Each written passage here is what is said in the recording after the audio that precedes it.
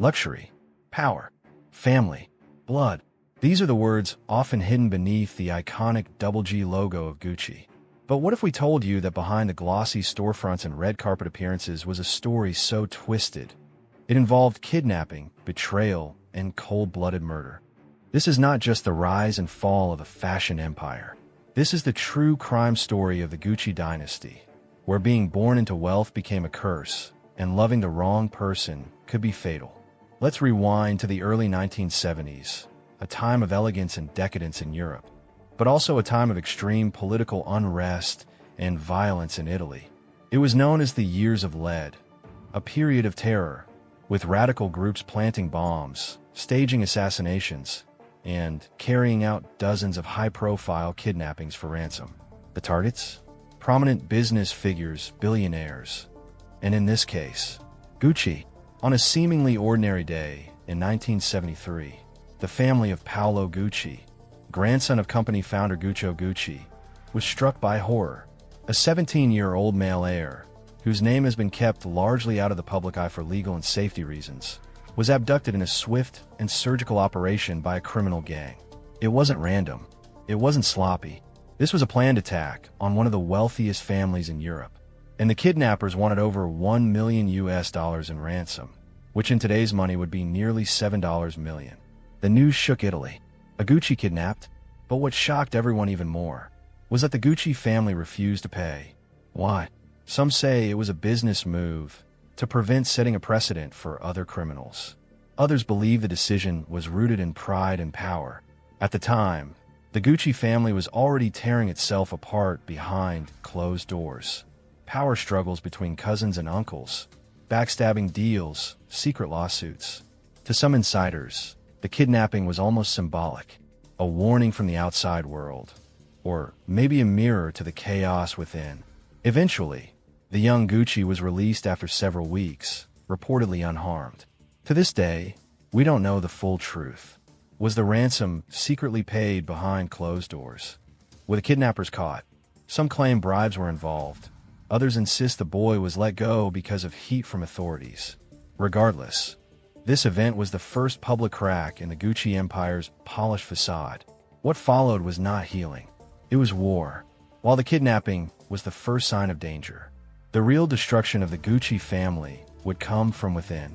Paolo Gucci, the boy's father, began openly feuding with his uncle Aldo Gucci and his cousin Maurizio Gucci.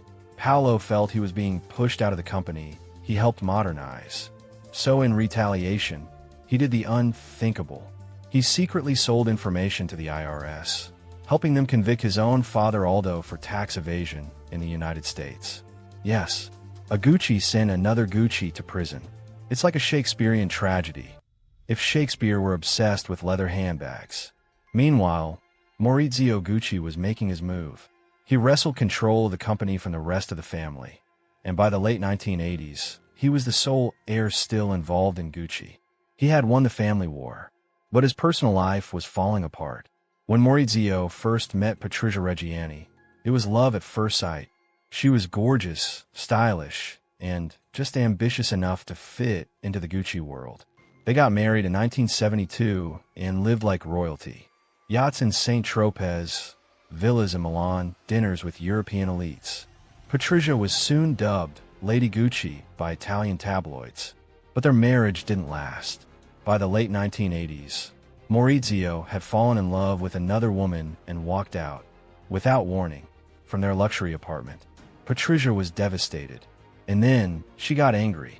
Divorce proceedings began, and when Maurizio sold his remaining Gucci shares in 1993 for $170 million, Patrizia received none of it. Despite her lavish lifestyle, she felt betrayed. She reportedly told friends, "Maurizio shouldn't have left me like a stray dog." 2 years later, he would be dead. On the morning of March 27, 1995, Maurizio Gucci was walking into his office building in Milan. At around 8:30 a.m., he was shot 3 times in the back, then once in the head at close range, the final execution shot. The killer? Gone. The motive? Unclear. At first, investigators suspected a mafia hit or a disgruntled business associate. But all leads dried up. until a shocking tip came from an unexpected source. A nightclub psychic, of all people, confessed that she had helped arrange the hit. The psychic had served as a go-between for Patrizia and a small-time criminal she hired to carry out the murder. In 1997, 2 years after the killing, Patrizia Reggiani was arrested. Every detail of the Gucci family's personal life, their wealth, betrayal, and secrets, was exposed. Patrizia showed up to court in designer outfits, dripping in jewelry. She never denied she wanted him dead, but her lawyers argued she was mentally unwell, driven by a brain tumor and emotional trauma. When asked why she didn't shoot Maurizio herself, she gave a cold, unforgettable reply. "My eyesight is not so good. I didn't want to miss." In 1998, she was sentenced to 29 years in prison. She served 18 and was released in 2016. And just like that, the Gucci empire's final act came to a close. Maurizio dead, Patrizia disgraced, and the family's grip on the company permanently lost to outside investors. Gucci, the brand, survived, but the Guccis, the family, did not. So what does the Gucci saga teach us? At first glance, it's a cautionary tale about greed and power.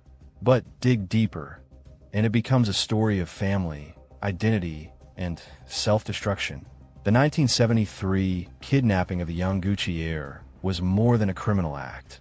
It was the first public crack in an empire built on pride.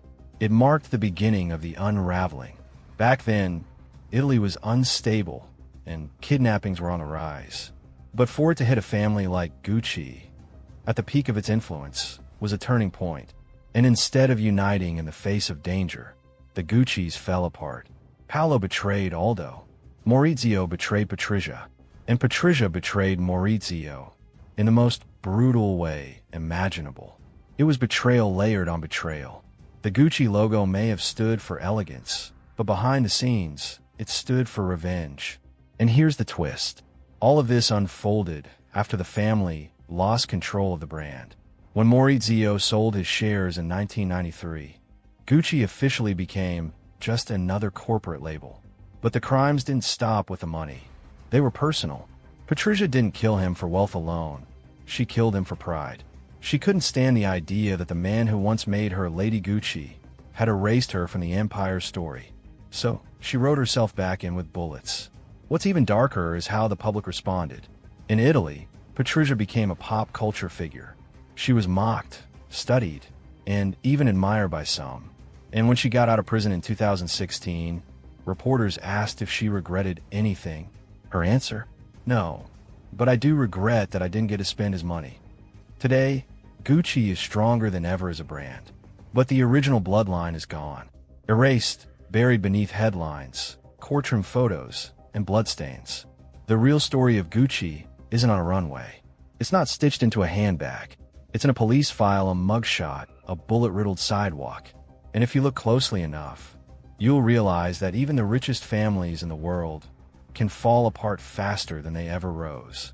So the next time you see a Gucci bag, ask yourself, is it just fashion? Or is it the last surviving piece of a dynasty built on darkness? And that is the haunting legacy behind one of the world's most iconic fashion empires. From a teenage kidnapping shrouded in mystery, to a cold-blooded assassination ordered by the woman who once wore the crown of Lady Gucci. This story isn't about handbags and high heels. It's about the human cost of power. It's about how pride can corrode even the strongest bloodlines. And how behind every billion-dollar legacy, there are secrets no runway can hide. Gucci didn't just lose control of their company. They lost their family, their identity, and in the end, their soul. Today, the Gucci brand still thrives, sold in boutiques around the world, flaunted by celebrities, and immortalized in Hollywood. But the real Gucci story, it's buried in prison records, forgotten wills, and whispers that still echo through Milan. Because if wealth is power, then the Gucci family proves that too much power can tear everything apart. Thank you for watching. If you found this story chilling and fascinating, don't forget to like, subscribe, and hit the bell icon for more twisted true crime mysteries from Mystery Junky. Until next time, stay curious, stay cautious, and remember, not every empire is built to last.